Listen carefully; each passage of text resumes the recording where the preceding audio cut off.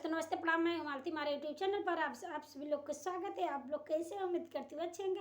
मैं आप लोग एक प्यारा से सोहर गीत सुना रहे हैं। आप लोग को जैसा भी लगे कमेंट बॉक्स में जरूर बताइएगा और हमारे चैनल को सब्सक्राइब जरूर करिएगा। अरे अरे काली कोयलिया त मीठी तोहरी बोलिया त मीठी तोहरी बोलियाई हो कोयलर जाई के पिया के जाए गावई जगाई ले आवई जगाई ले आवई हो कोयलर जाए के पिया के जाए गावई जगाई ले आवई जगाई ले आवई हो।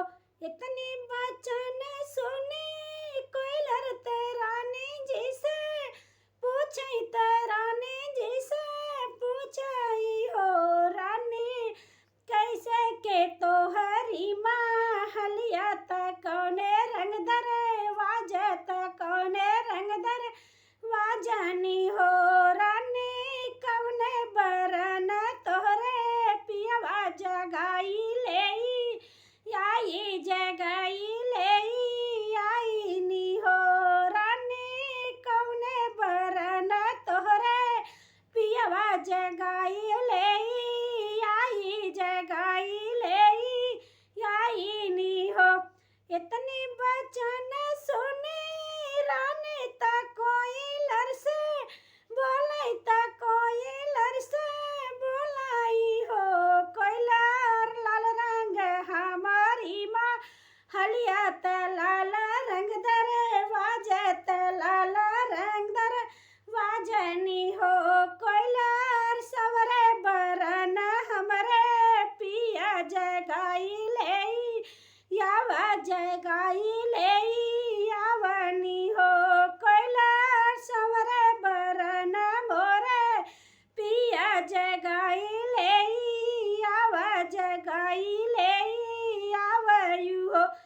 पेड़वा से उड़ी हाई कोयलर त राजा लागे गैली त राजा लागे गैली नी हो राजा रानी तोहरी दर्द से व्याकुल कमर पीरे आवई कमर पीरे आवई हो राजा रानी तोहरी दर्द से व्याकुल कमर पीरे आवई त तोह कब लावई महलिया बो लावई हो राजा रानी तोहरा दर्द से व्याकुल कमर पीरे आवई त तोह कब लावई महलिया बो लावई हो।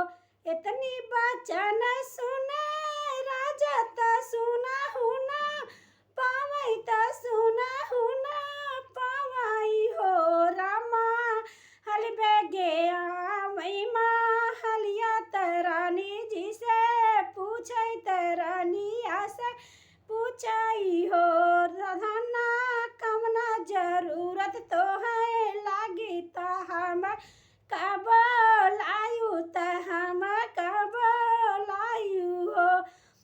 इतनी बचन सुनी रनिया त राजा जी से बोलाई त राजा जी से बोलाई हो पिया तुम बैठा हमारी मुड़ा वरिया त हम घोड़ा वरिया त हम घोड़ा वरिया पे हो राजा घड़िया घड़िया पीरे या वैदुनहु जाने सहबैदुनहु जाने सहबाई हो राजा घड़िया घड़िया पीरे या वैदुनहु जाने सहबैदुनहु जाने सहबाई हो।